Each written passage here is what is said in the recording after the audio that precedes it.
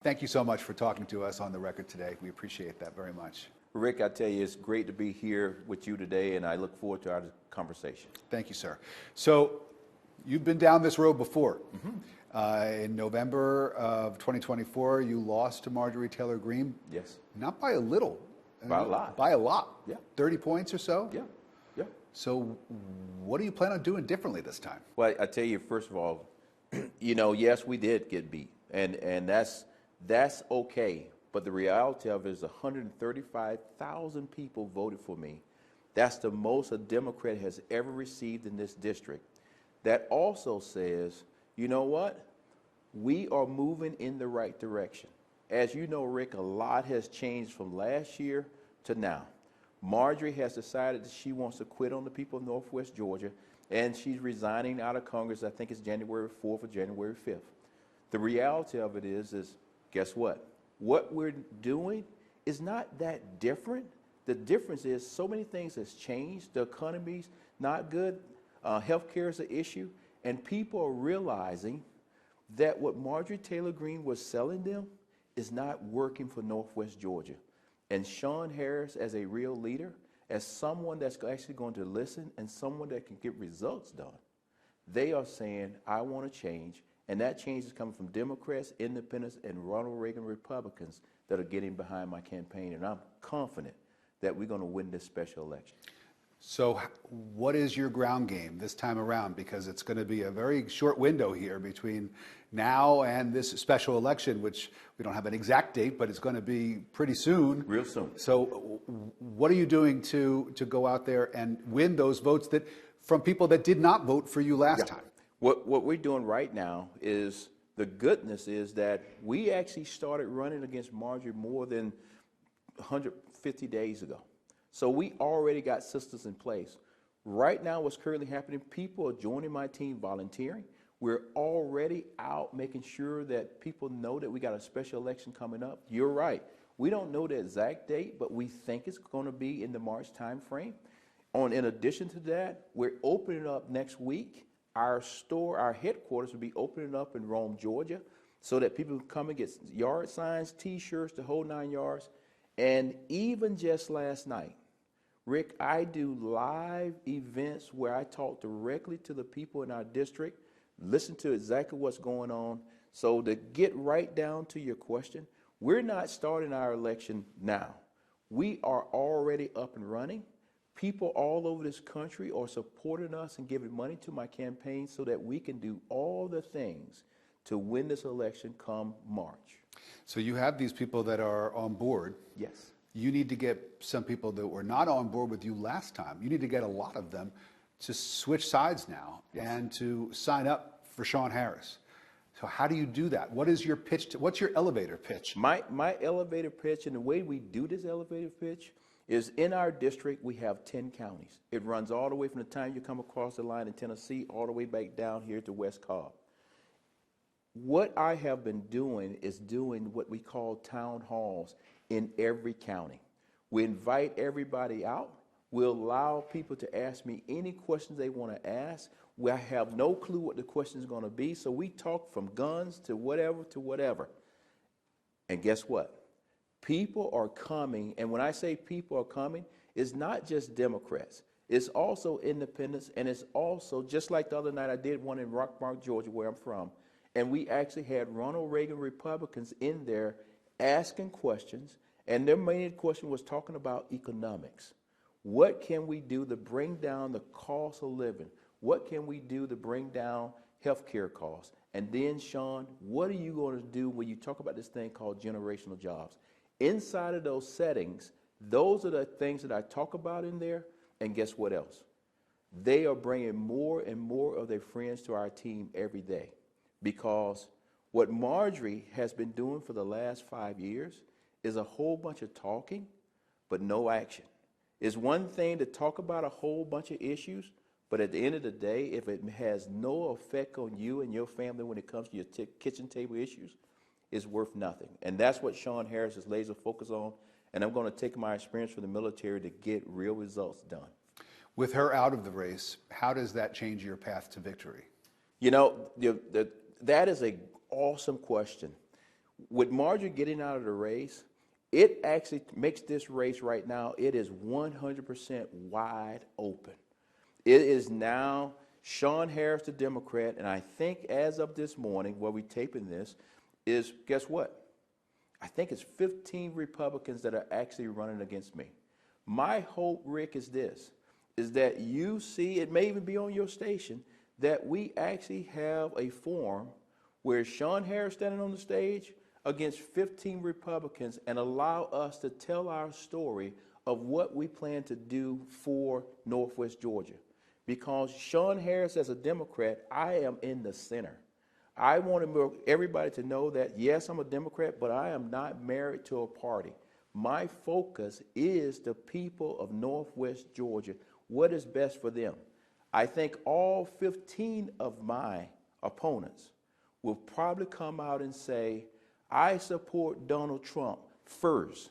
As soon as you hear them say that, then you know, Northwest Georgia, you are not even in the car. That is the difference between Shawn Harris and everybody else I'm running against, is that Shawn Harris is going to focus on you. What is best for Northwest Georgia, and my counterparts are going to focus on what does Donald Trump say is best for him and his administration back in Washington, D.C., New York, and all these other places. You know how it is, though, with certain people who have voted in a certain way for years and years and years. It becomes sort of a reflexive habit. They're going to pull the lever for a Republican because they've always voted for a Republican. And you're running in a part of the country that could be perhaps one of the most conservative districts in all of America. Yes. And you're running as a Democrat. Yes. And you know what? It is fun. I would tell you it is fun. And the reason why I say it's fun is because, Rick, when you look at my career, it started off in this thing called the United States Marine Corps, enlisted.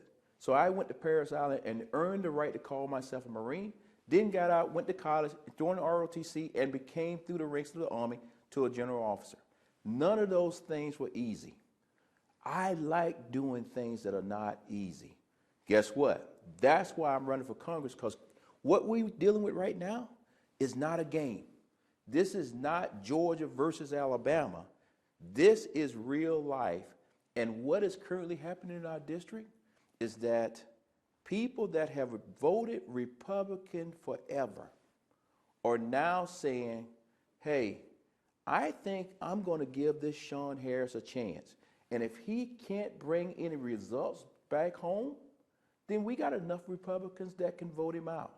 One of the things I want you to know is before I got in this race, right there on my farm in Rockmart, it was not Democrats who came to my farm and asked me to run for Congress. It was actually Ronald Reagan Republicans that actually asked me to run. And I told them, I said, guys, I don't want to run. And then I revealed to them that I am a Democrat, thinking they would leave me alone. And they said, no, Shawn, you have the leadership that matters. We still want to support you. And that's how we started this. I started off as a Democrat. I'm always going to be a Democrat, but I'm more toward the center, and my focus is on the people of Northwest Georgia. I believe that if I started our relationship off and said that I was Republican, then guess what? I would have been lying to the people of Northwest Georgia. True leaders don't need to lie. True leaders actually lead and do things the right way, and that's what Shawn Harris is going to do for Northwest Georgia. And at the end of the day, I want to represent everybody in the district. I can care less if you got on a red shirt or a blue shirt or no shirt. I want to make sure that you actually got somebody looking out for you, because guess what? When the government shut down the other day, in our district, 141,000 people are dependent on SNAP. Those people don't care if I'm a Democrat or Republican. They are looking for somebody that's going to stand up for them and make sure that we can feed our seniors and our less fortunate kids. Why are you a Democrat? And I don't mean this, and I'm just wondering, what are the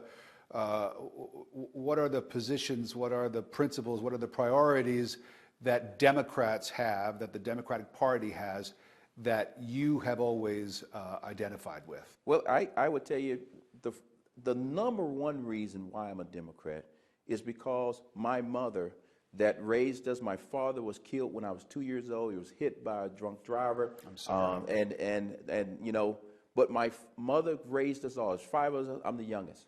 And she raised us in a way that said, hey, you need to be involved in the community. And when I say community, I'm not talking just the local, but all the way to the state and all the way to the very top. But as a kid, when I was about 10, 11, 12 years old, I saw this guy come to our farm. And guess who that guy was? Jimmy Carter. Jimmy Carter. Now, back then at that age, I had no clue that Jimmy Carter was a Democrat, whatever he wanted to call himself. But I saw a leader that came to a farm and talked to regular people about regular stuff. Throughout my entire military career, as I traveled around the world, guess what? I would see the Jimmy Carter Foundation around the world doing great things. Only thing Shawn Harris wants to do, I want to be a leader like Jimmy Carter that focus more on the people versus a party, focus most on the people of Northwest Georgia. So when you ask me, what are the things that make me a Democrat? I'm a Democrat because I want to focus 100% on people. I'm not tied to this issue or that issue. I'm going to sit down and get to Congress, and I want to be that leader that says, okay, how do we get things done? What are the 1 or 2 things that we agree upon? Like right now, as we're up in Washington, D.C., we're trying to figure out how we're going to get health care passed for all of these people, especially here in Northwest Georgia. I want to be one of the people that's working in a room like this, working through the hard stuff, not running out here to be on TV and CNN and everybody else, Fox News, but I want to be that leader that's in the room with my sleeves rolled up and actually putting pen to paper saying, this is how we get to yes. Because the people in Northwest Georgia needs a leader that knows how to get to yes.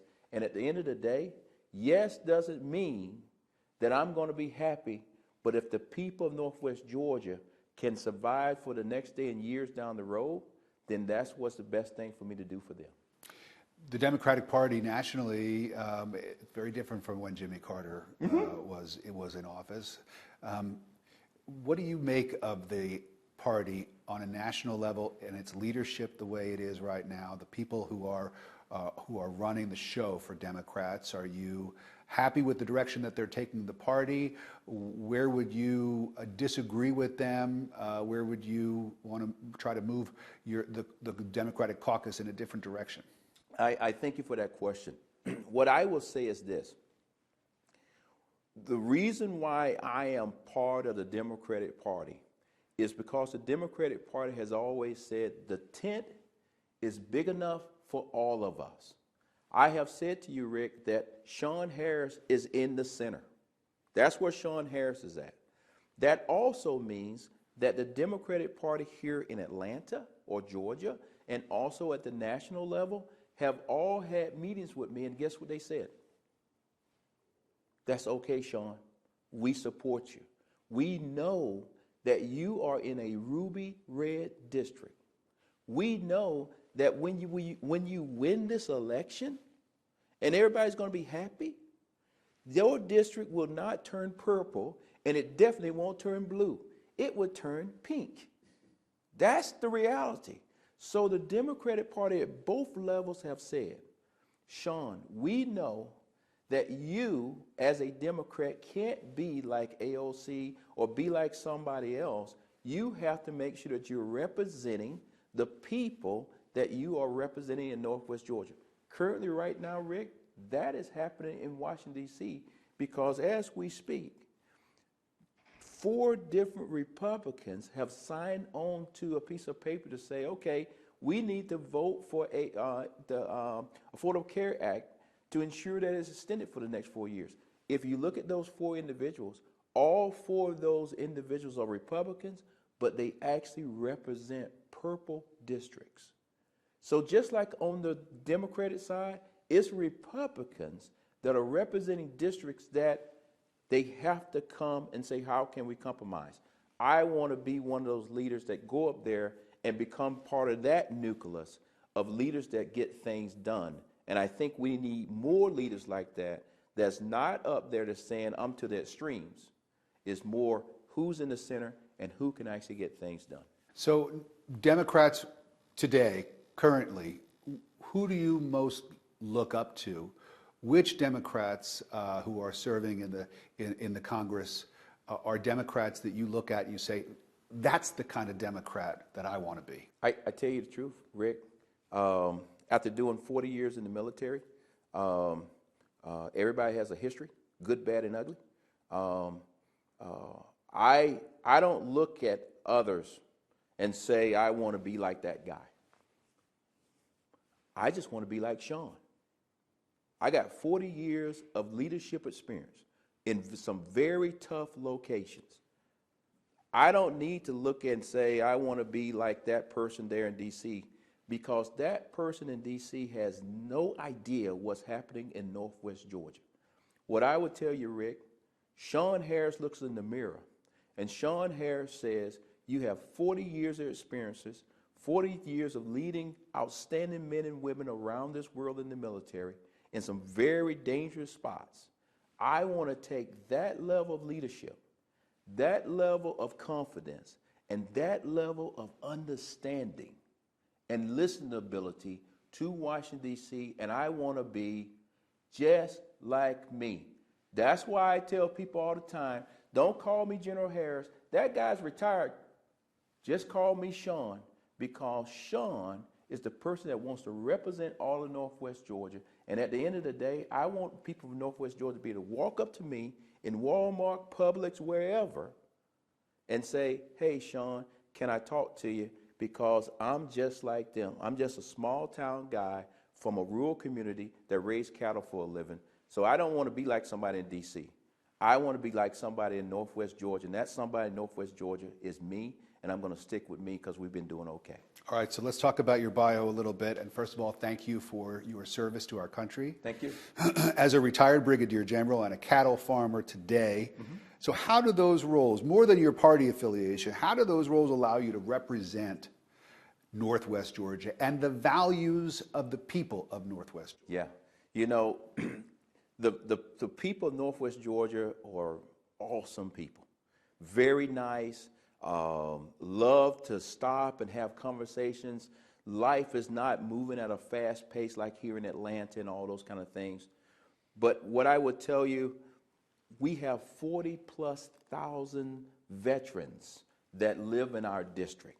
Many of them are a little bit older. Many of them are still trying to receive their benefits. They still sitting at 50% or 70%, so they still got a ways to go to get to 100%. Many of them are scared to drive here to Atlanta because of 6-lane traffic and all that kind of things to get to the VA. Or they have to go to Chattanooga, Tennessee. But in addition to that, the #1 industry in the great state of Georgia is agriculture. Inside of agriculture in our district is cattlemen and poultry farmers. Being a cattleman, being part of the Georgia Cattlemen Association, being part of the Polk County Cattlemen Association, I am just one of them. So nobody has to brief me up on what is currently going on in the world of agriculture. Nobody has to brief me up on what is going on with our veterans. Nobody has to brief me up on what is going on in our education system. Nobody has to brief me up on what is going on in our economic system, because I'm actually involved at the local level. So even though I'm running for Congress, soon as I take this suit off and go back home, I turn right back to Shawn the farmer, and I'm going to pick up some wire, because we got to start putting up some fence here real soon. That is what I'm saying to you, Rick. My leadership from the military and what I'm doing today makes me very unique to be the leader that represents the people from Northwest Georgia, because guess what? When you invest the type money that you invest into a cattle farm, you're never leaving. All the rest of these people that I'm running against, these 15, some of those 15 don't even live in our district. So they're going to try to move in and act like they want to represent the people. And as soon as they lose, they're going to pack up, sell that house, and leave. Or they're never actually going to buy a house. I live in Polk County. I would live in Polk County the rest of my life. I am never going anywhere. That's win, lose, or draw, and I'm still going to be a leader, and I'm still going to be fighting for the people here in Northwest Georgia. You've talked about paving every secondary road, expanding broadband access. Most definitely. So how do you plan to secure federal funding for those priorities and others that will help the people of Georgia 14? Bottom line, I talk about this thing called day zero. In the military, you have day 1, day 3, day 4, but day zero. Day zero is all the work that we're actually doing right now. Remember I told you that we are actually out in town halls. We're talking, but we're also listening. Some of those things that people are telling us that we still need, we're actually getting in behind. Rick, if you would follow me to my hometown where I'm born and raised, Blakely, Georgia, Early County, Jenkins, Georgia. Still today, where my mom's house is still today in our farm, is still a dirt road. Still a dirt road.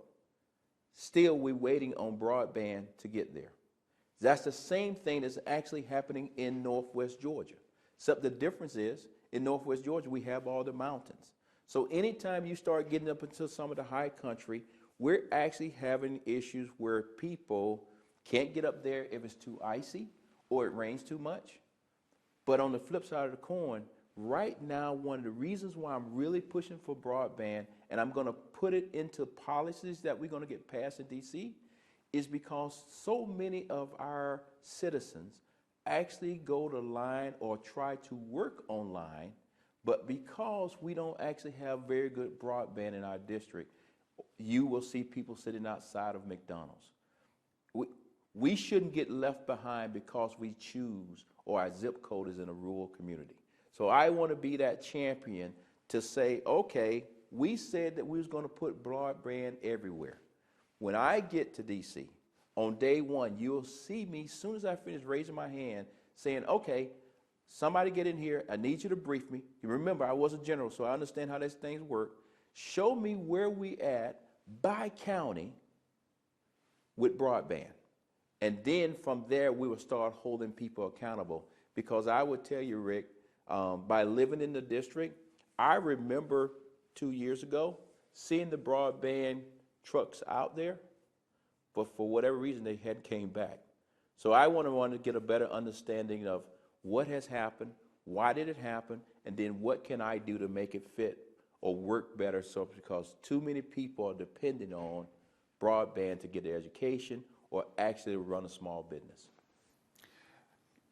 As a general, you're number one. As a member of Congress, you would be one of hundreds. Yes. I mean, is that something that you're prepared to do? I mean, after all of these years running the show, to all of a sudden just be one of, what is it, 435? Yeah.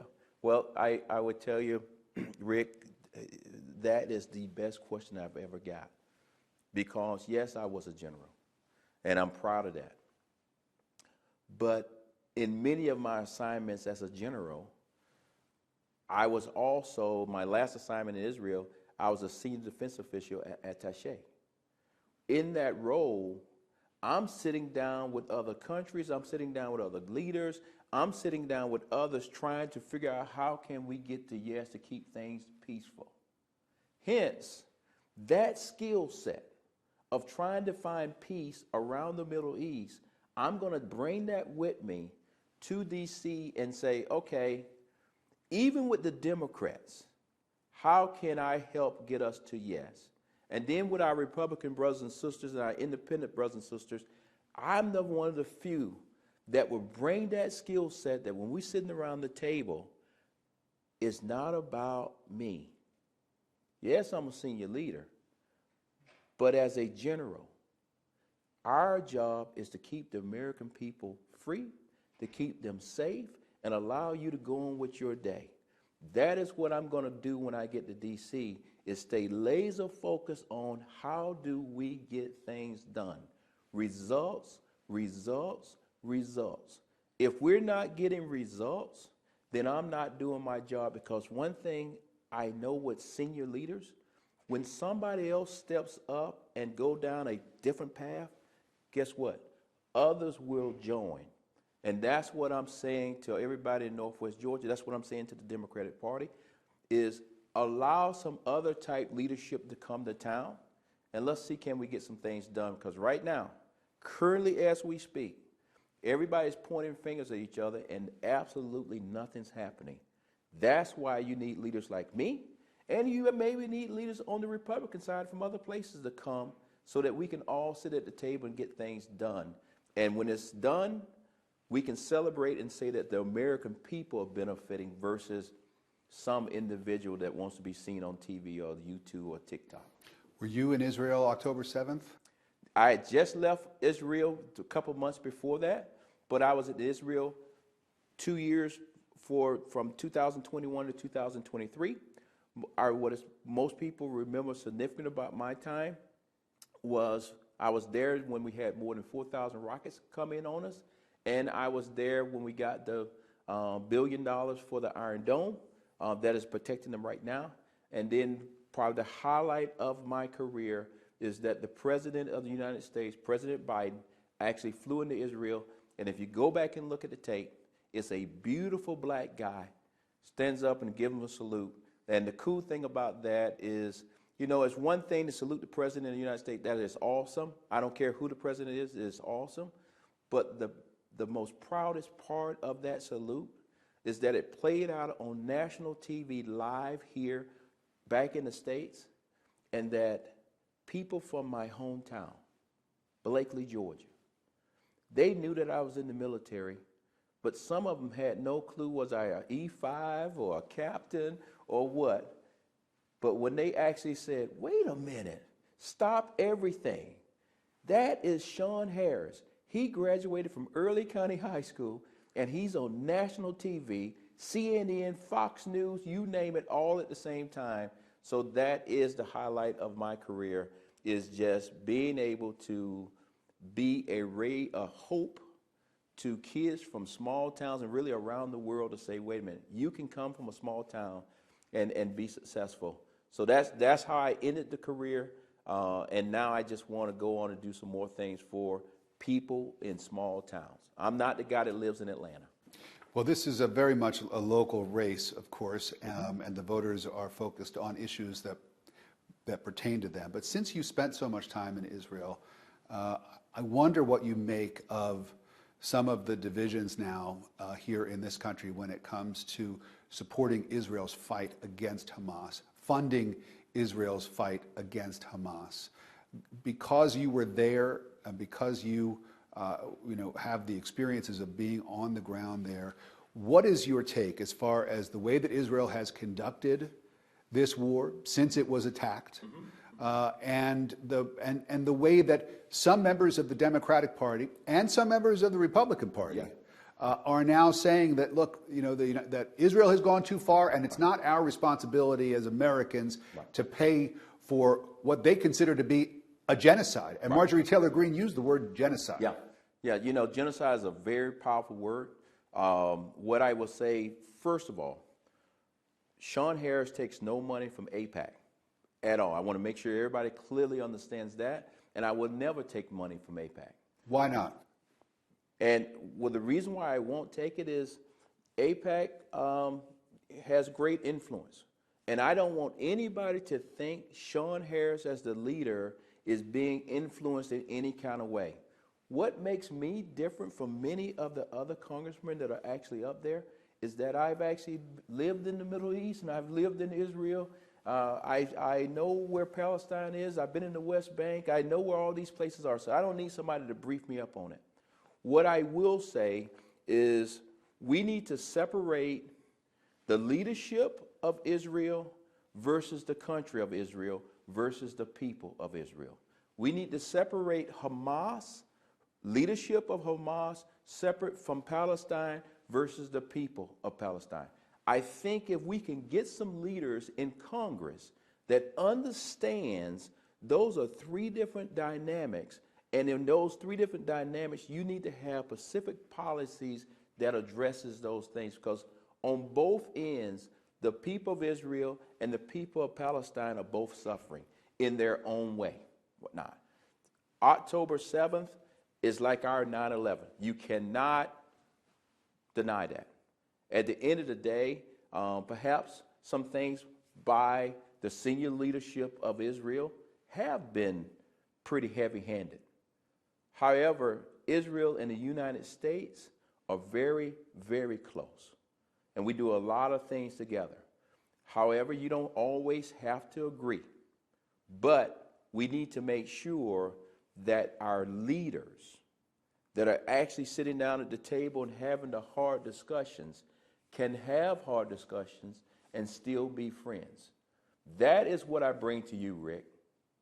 I'm the only one that will be in Congress. Take all that other stuff away from me. I'm the only one that can be in Congress that can say, you know what? I used to sit at that table, and we done already had some hard discussions. And we done had some hard discussions throughout the Middle East.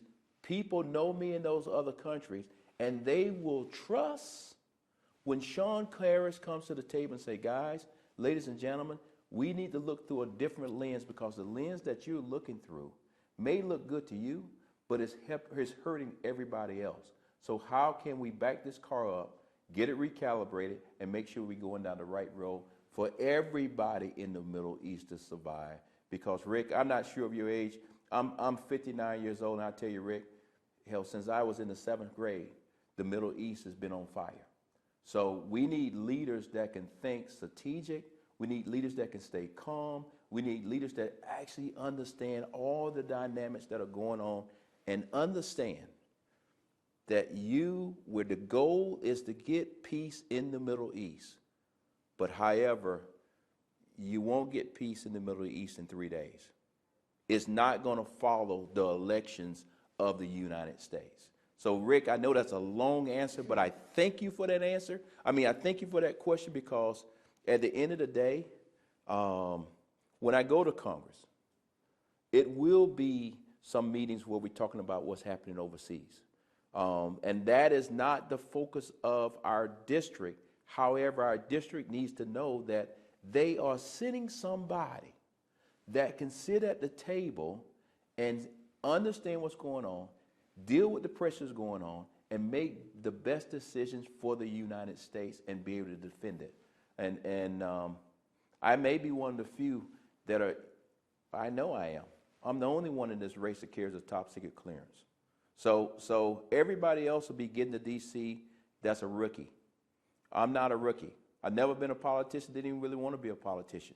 But I do know what's happening around the world, and I do know the senior leaders that are currently making things happen right now. A couple more questions, sir. Yes. A lot of people in your district, the vast majority of them voted for Donald Trump. Mm-hmm. What do you think of Donald Trump? I think Donald Trump has lost his way. I think Donald Trump, just the other day, I would have never thought that Donald Trump would have said something very negative about a family that has just been murdered by their child out in California. I can't remember the person's name. Reiners. His statement was beneath the spectrum of the President of the United States. And what surprises me is that Donald Trump doesn't have anybody on his team that's man enough or woman enough to say, hey, sir, what are you doing? Every leader has their blind spots. And right now, Donald Trump, I think he has good intentions. However, I think he's also more focused on his legacy versus trying to get things done, and he's trying to force things. So, yes, people in my district voted for Donald Trump, but guess what? The last elections, many times we don't talk about it, but 5% of the people that voted for Donald Trump also voted for me. Whatnot. So that says people in our district, they can actually vote for Donald Trump and vote for Shawn Harris. The answer to that is still yes. And right now in this election, I believe that still those individuals that are supporting Donald Trump, however they're farmers, however they're veterans, however they're homeowners, they're teachers, the whole 9 yards, now they will say affordability is not a hoax. It is real. And I need to vote for Shawn Harris to go to Congress to help fix this issue. And again, like I said earlier in this interview, this is not a Georgia-Alabama football game. This is not a game. This is real people's lives, and we need to stay focused on that. And at the end of the day, when I get to D.C., I'm going to, if Donald Trump is doing something right and it makes sense for the 14th district, okay, I'm down with it. But if it's going to hurt our district, I'm going to fight it tooth and nail. But at the end of the day, my focus is on the district. Are there policies from this current administration that we're hearing that you could get on board with that you think would be helpful to your district, even though they may not be traditional Democratic policies? Well, the problem with that, Rick, is I can't say yes or no because it seems like every day President Trump and his team, they change their policies. I mean, it comes out in the morning and by the afternoon, it's changed a little bit. Give you a prime example. This past week, and I'll speak of this from the farmer's point of view. This past week, we actually got a rollout of talking about the farmers' benefit package or whatever it's called. But guess what? They made the announcement, but if you talk to the local offices on the ground, NRCS and FSA office on the ground, they will tell you, yep, we saw it just like y'all guys, but we don't actually have any meat and potatoes in it. And oh, by the way, Friday the 19th, this week, Friday the 19th, all the farmers who have row crops, soybeans, cotton, the whole 9 yards, they must be in those offices and fill out their paperwork if they plan to get this $11 billion that's coming. But we still don't actually have what are the meat and potatoes that make it tell you what you need to do. That's why it's very hard for me to say if I can support something or not, is because right now they're just rolling stuff out, but it's nothing really written that you can actually study and say, okay, where do we sit on this particular issue? And tonight, I would tell you, I'm looking forward to seeing what the president's going to say, because I think he's going to talk about what is he currently doing, but what he's planning on doing for the next 2 years or whatever it's going to be. And then from there, I'll come back in, Rick, and answer your question. But right now, it seems like President Trump is throwing stuff against the wall and trying to see what's going to stick. Where are you on the Second Amendment? 100%. Shawn Harris, I carry. I'm not carrying today, Rick, because we're here in your building. I'm not going to break any rules. I know that some Republicans is going to try to frame me of being somebody that's coming to take your guns. No. But what I will tell you is this, Rick, is I want people to be responsible gun owners. That means lock your weapon up. Don't just leave it out for some kid can get it. Don't just leave it out for somebody in your family can get it and go shoot up a place. At the end of the day, Shawn Harris has spent an entire life in the military. Shawn Harris has loved going hunting. Shawn Harris has always carried a personal weapon. Many a times when I'm traveling around the district, I have a personal weapon on me. Shawn Harris is not coming to take anybody's weapon, but guess what? If somebody on the other side wants to make this a big issue, what I would say to the people here in Northwest Georgia, we heard this before, and we done heard this many times before. When is somebody came to try to take your weapon? The real issue is, how does that help you put food on your table? How does that help you pay your house note? How does that help you with your health care costs? And how does that tie back into kitchen and table issues? I will tell you, in this election, as it heats up, I'm fully expecting some of my guys to say that Shawn Harris is coming to take your weapon. How can they say a retired general is going to come and take your weapon when I made an entire career on training people around the world to do things with weapons? Well, you say you want people to be responsible gun owners. So Yes. what does that mean? That means make sure your weapon is locked up. It doesn't just sit out. Make sure. Are we passing laws? Are we writing legislation to force people to do these things? We are going to put everything. I think a lot of these things are already in place. What I will say is this. If somebody gets your weapon, that is your weapon, my weapon. If somebody gets my weapon, go out here and do something stupid with it, and it comes that I left it unlocked, I left it just sitting out, I left it in my truck unlocked, not only should the person that went out and did it be punished, but the gun owner that missed all of those steps needs to be held responsible. That's where I'm at, and I want to make sure, because I believe if you're a responsible gun owner, you're going to make sure that you are taking care of that weapon. One of the things we teach our soldiers in the military, that is your weapon. You own it.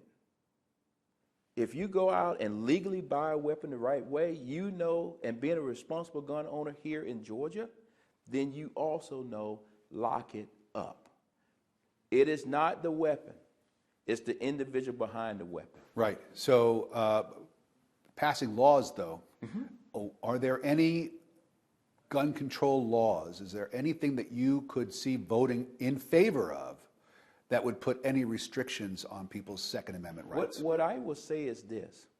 When I get to Congress, before I vote on anything, one of the things I'm going to do that Marjorie didn't do, I'm actually going to read every bill that comes across my desk. Not my staff, me.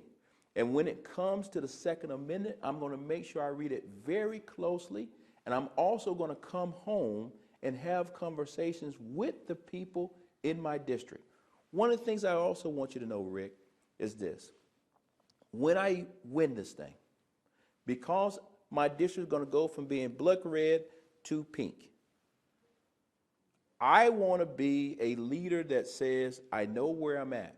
So I will have Democrats, Independents, and Ronald Reagan Republicans on my team, literally on my team, so that when we're in D.C. and something like this comes across the table, I will say to my Ronald Reagan Republican, I'm reading it, but I'm reading it through the mind or the lens of a Democrat.